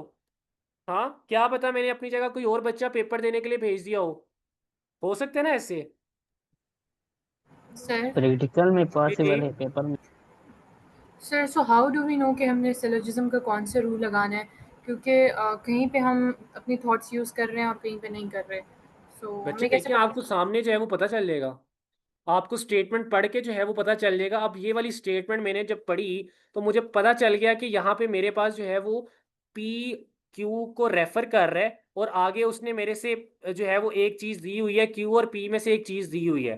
ठीक है, तो मुझे जो है वो ये वाला रूल जो है वो लगाना पड़ेगा, ये ए वाला पहला वाला लगाना पड़ेगा, जो हमारे पास जो है वो जिसका नाम होता है मोडेस पोनेंस, या मुझे दूसरा वाला लगाना पड़ेगा। ठीक है, अब देखें इस वाले, अगर मैं मोडेस टोलेंस की बात करूं तो उसने मुझे कहा P and P corresponds to Q दिया हुआ है, और आगे उसने नोट का लफज यूज कर दिया। इसका मतलब है यहाँ पे माइनस वाली कोई चीज जो है ना वो यूज हो रही है हमारे पास। हाइपोथेटिकल की बात करूं तो उसमें देखें वो पी क्यू, और क्यू के बाद वो एक और जो है वो मेरे पास टर्म लेके आ रहा है, यानी आर भी आ गया। तो मेरे पास जो है ना वो ये वाली जो है हाइपोथेटिकल जो है वो एच एस जो हाइपोथेटिकल सिलोगिज्म जो है वो हमारे पास यूज हो रही है। और फोर्थ जो मैंने आपको बताई थी डिसजंक्टिव सिलोगिज्म, उसमें देखें वो हमारे पास वी विल गो बाय बस और ट्रेन, इसमें कोई भी उसने हमारे पास पी टू क्यू कोरस्पोंडेंस हमारे पास नहीं बताई हुई। ठीक है, कोई उसने ये नहीं कहा कि if I go by bus then I will do this. ठीक है, इफ और देन का यूज नहीं है हमारे पास, तो इसमें हमारे पास जो है वो ये डिसजंक्टिव सिलोगिज्म जो है वो यूज होगी। क्लियर है? Yes sir, thank you so much. ठीक है, और सेकंड एजम्पशन, ये वाला एमसीक्यूज बच्चों क्लियर है कि इफ आई स्टडी आई पास, और उसके बाद आई पास, तो आई पास मैं पास हो गया हूं तो लाजमी नहीं है कि मैंने पढ़ा हो। क्या पता मैंने जो है वो बूटियां बना के चला गया हूं मैं, क्या पता मैंने अपने अंदर जो है वो चीट पेपर्स रखे हों, क्या पता मैंने जो है वो सिफारिश लगवा के मैं पास हो गया हूं। ठीक है, ऐसे बहुत से जो है वो तरीके होते हैं पास होने के। क्लियर है? Yes, thank you so much. Sir आपने शुरू में खुद ही तो Yes, कहा sir. था जी जी कि बच्चे। सर आपने शुरू में खुद ही तो कहा था कि इसमें हमने अपने थॉट्स के बारे में नहीं सोचना, जो स्टेटमेंट है उसके मुताबिक देखना है। तो स्टेटमेंट तो में तो यही है ना स्टेटमेंट कि देखें अगर देखें मैंने ना, स्टडी वही तो मैं कह रहा हूँ, मैं वही तो कह रहा हूँ कि आपने जो है वो फॉर्मूला को देखना है। तो देखिए यहाँ पे मेरे पास जो है वो पी आई स्टडी पी है, और आई पास जो है वो क्यू है। ठीक है, तो मैंने आपको जो स्टार्ट में स्टेटमेंट बताई हुई है वो ये वाली बताई हुई है कि पी अगर क्यू को कोरस्पोंड कर रहा है, ये if I study I pass P Q को कोरस्पोंड कर रहा है, तो जब पी प्रेजेंट होगा तब क्यू प्रेजेंट होगा। यानी अगर वो यहाँ पे लिखता आई स्टडी, तो ये ऑब्वियस था कि मैं पास होऊंगा ही होऊंगा, मैं स्टडी करके पास होऊंगा ही होऊंगा, तब ये वाली कंडीशन मेरे पास प्रूव होनी थी। कोई भी आपका ये एमसीक्यू जो है वो गलत नहीं कर सकता। लेकिन यहाँ पे उसने पी की बजाय मेरे पास पास्ट लिख दी है, क्यू लिख दी है। क्या लिख दी है? क्यू लिख दी है। तो मैंने आपको वही बताया है कि क्यू का पी के साथ कोई ताल्लुक नहीं है, पी का क्यू के साथ तो ताल्लुक है, लेकिन क्यू का पी के साथ कोई ताल्लुक बच्चों नहीं है। क्लियर है बात, समझ आइए अब? यस सर, समझ आइए? Yes sir. सर समझ आइए बच्चों? जी सर आइए। सर फार्मूला के अकॉर्डिंग बीटा क्यों नहीं हो सकता? जी बच्चे, बीटा क्या? फार्मूला के अकॉर्डिंग बीटा क्यों नहीं हो सकता? बीटा इसलिए नहीं हो सकता कि देखें, हमने ओवरऑल सिचुएशन को गिनना है। ठीक है, हमारे पास इस टाइम क्यू जो है ना, वो एक न्यूट्रल चीज बन चुका हुआ है। क्या बन चुका हुआ है? आई पास्ट। अब पास मैं किस तरह हुआ हूं मुझे नहीं पता, मैं किस तरह पास हुआ हूं, चाहे मैंने पढ़ा हो चाहे मैं पढ़े बगैर जो है वो पास हुआ हूं। क्यू जो है ना वो एक इंडिपेंडेंट, अब ये देखो बच्चों, मैं आपको बताता हूँ कि जब मैं इस चीज की बात कर रहा हूं ना, तो पी इसमें मेरे पास डिपेंडेंट है। पी मेरे पास क्या है? डिपेंडेंट है क्यू के ऊपर। लेकिन क्यू किसी के ऊपर डिपेंडेंट मेरे पास बच्चों नहीं है। क्यू किसी के ऊपर भी डिपेंडेंट नहीं है, क्यू एक इंडिपेंडेंट चीज है। क्यू किसी की वजह से भी जो है ना वो हमारे पास हो सकता है। ठीक है, लेकिन जब पी होगा तो क्यू लाजमी होगा। जब पी होगा तो क्यू लाजमी होगा। और क्यू का इस पी के होने से क्यू का अगर होगा तो उसका पी से कोई ताल्लुक नहीं है हमारे पास। समझ आई बात? मैं आपको इसकी मिसाल ये देता हूँ, आप गौर से सुनिएगा, मैं आपको इसकी मिसाल कैसे देने लगा हूँ। मैं कहता हूँ 2+3 is equal to 5। Q+3 is equal to, इसी मिसाल से आपको ना हर चीज क्लियर हो जाएगी। 2 इज इक्वल टू 3 क्या होता है? Q 2+3 क्या होता है बच्चों? 5। 5। 5 ये मेरे पास P है। जब मेरे पास 2+3 होगा तब मेरे पास क्या चीज लाजमी होगी? तब मेरे पास 5 लाजमी आना ही आना है। यहाँ पे P जो है वो डिपेंडेंट है Q के ऊपर। जब मेरे पास 2+3 जो है वो लिखा होगा तो 5 नहीं आना ही आना है लाजमी। क्या 2+3 मेरे पास 7 हो सकता है बच्चों? No sir. लेकिन ये जो 5 है, ये जो Q है, ये एक इंडिपेंडेंट है। मैं 1+4 करूं तब भी मेरे पास 5 आ सकता है। आ सकता है ना बच्चों? Yes sir. आ सकता है ना ऐसे? मैं यस 3 सर। यहाँ पे 2+3 कर रहा था, मैं यहाँ पे स्टेटमेंट चेंज कर देता हूँ 3+2। 3+2 से भी तो 5 आ सकता है, आ सकता है ना? Yes, sir. लेकिन मैंने यस सर बात आ ये की है सकते कि हैं। जब मेरे पास P प्रेजेंट होगा तब Q लाजमी प्रेजेंट होगा। लेकिन देखो मैं आपको एक बात बताता हूँ, मुझे बताओ मैंने 2+3 लिखा है, तो मुझे क्या चीज की श्योरिटी है कि मेरे पास क्या आंसर आएगा? 5। 5। 5। ये मैंने एक चीज है, ये मेरे पास पहली स्टेटमेंट है, यहाँ पे मैंने 5 लिखा हुआ है, यहाँ पे मैं पीछे इक्वल टू। अब मुझे बताओ कि आपके पास श्योरिटी है कि मैंने यहाँ पे 4+1 यूज करके 5 लाया हूँ या 2+3 यूज करके 5 लाया हूँ? कोई आज श्योरिटी है आपके पास? No sir. नो आप सर। समझ आई बात मेरी? Yes Yes. सर। क्लियर है? जी। तो ये स्टेटमेंट जो है ना, ये चीज जो है वो इसके अंदर यूज हो रही है कि जब P प्रेजेंट होगा तो Q लाजमी प्रेजेंट होगा। लेकिन अगर Q प्रेजेंट है तो इसका मतलब ये नहीं है कि ये P की वजह से आया है। हो सकता है ये P की वजह से आया हो, मैं पास हुआ हूँ, हो सकता है मैं स्टडी करने की वजह से पास हुआ हूँ, लेकिन मैं उसके अलावा और भी बड़ी चीजों से पास हो सकता हूँ। क्लियर है बात, समझ आइए बच्चों? Yes, sir. Yes yes sir. Sir. अच्छा, उसके बाद आखिरी सेकंड जो हमारे पास फॉल्स स्पोर्ट्स है वो ये है। देखा, यहीं पे आप लोगों ने कंफ्यूज होना था, इसलिए मैंने आप लोगों के लिए जो है वो ये रूल्स वगैरह जो है वो ढूंढे हैं। ठीक है, वो कहता है कि अगर P, सेकंड फॉल्स कॉन्सेप्ट जो है कि अगर P कोरस्पोंड करता है Q को, अगर P क्या करता है? कोरस्पोंड करता है Q को, तो अगर मेरे पास -Q है, क्या है?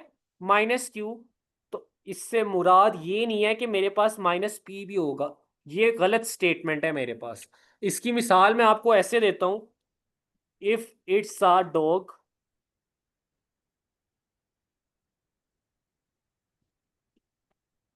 It's a mammal. ये मैंने पीडीएफ भी बनाया हुआ है, वो भी मैं आपके साथ शेयर कर दूंगा, डोंट वरी। ठीक है, if it's a dog it's a mammal. यहां पे मेरे पास ये क्यू, ये मेरे पास ये पी है, इफ इट्स अ डॉग, जो इफ से शुरू हो रही होगी वो हमारे पास हमेशा पी होती है। क्या होती है? पी।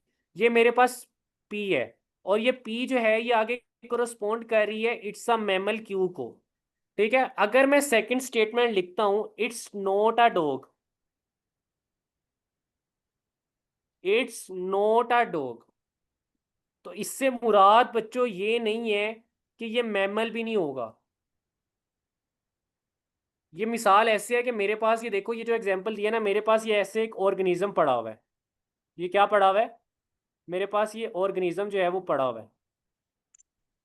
ठीक है, कोई भी ऑर्गेनिज्म है, जैसी मैंने इस ऑर्गेनिज्म को देख के कहा है कि ये मेरे पास अगर कुत्ता हुआ, ये अगर मेरे पास डॉग हुआ, तो ये मैमल होगा।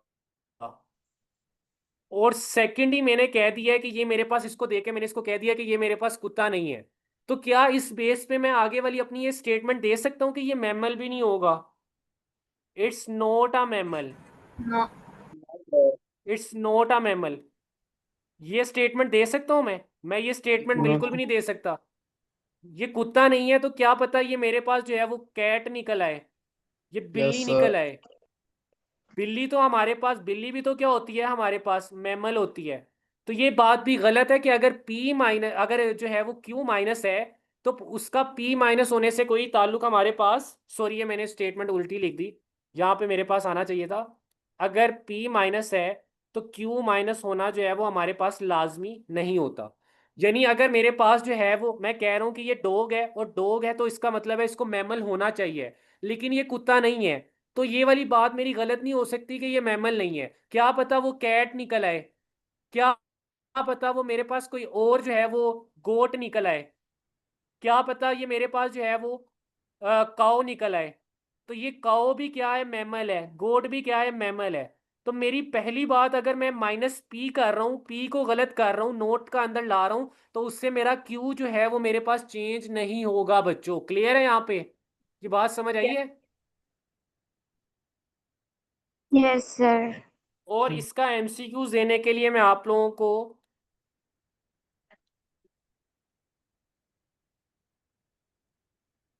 क्या एमसीक्यूज देता हूं? If I study I will pass, if I study I will pass.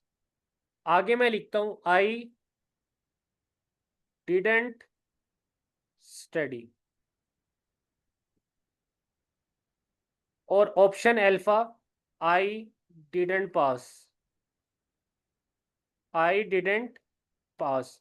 Beta I will be pass, I will be pass, और will not be pass. If I study, I will pass. I did not study. बच्चे mic बंद करके बोले।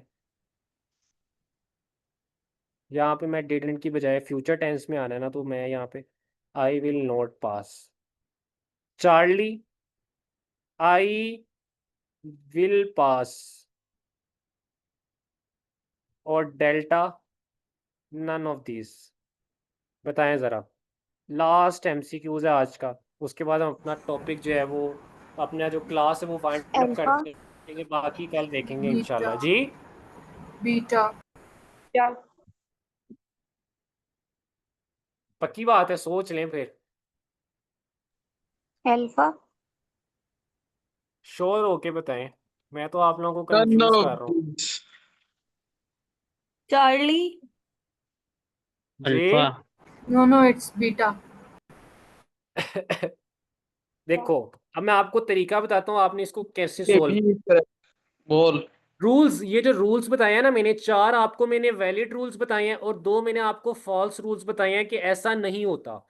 ये false rules हैं जो हम consider करते हैं, लेकिन ऐसा नहीं होता, तो आपने इनको याद रखना है। ठीक है, इफ आई स्टडी, ये मेरे पास क्या है? पी है। आई विल पास, पी कोरस्पॉन्ड कर रहा है क्यू को, और उसके बाद उसने कह दिया आई didn't study, I didn't study, यानी ये मेरे पास उसने पी को नेगेटिव कर दिया। पी को क्या कर दिया? नेगेटिव कर दिया मेरे पास।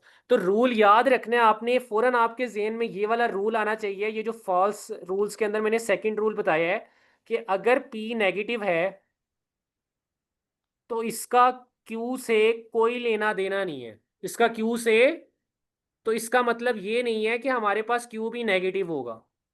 ये आप लोगों ने फौरन ये फॉल्स रूल जो है वो याद करना है कि ये हम अगर P नेगेटिव है तो इसका कोई ताल्लुक नहीं है Q के नेगेटिव होने से। Q जो है वो एक इंडिपेंडेंट क्वांटिटी है, याद रखना, इंडिपेंडेंट। Q नेगेटिव हो भी सकता है, Q नेगेटिव नहीं भी हो सकता। Q क्या है? एक इंडिपेंडेंट क्वांटिटी है। Q नेगेटिव हो भी सकता है, Q नेगेटिव नहीं भी हो सकता। P जो है वो डिपेंडेंट है। P क्या है? डिपेंडेंट है। तो अब मुझे इस MCQs को सोल्व करके बताओ।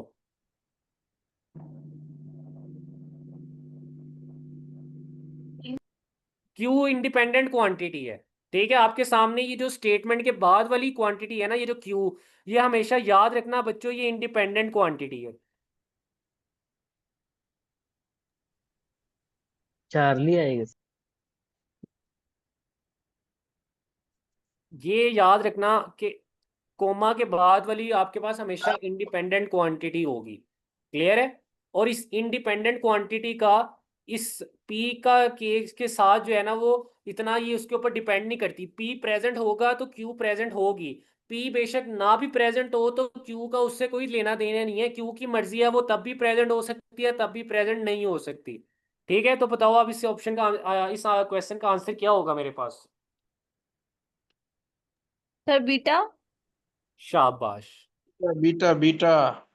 बेटा। I didn't study, I didn't study, मैंने स्टडी नहीं किया।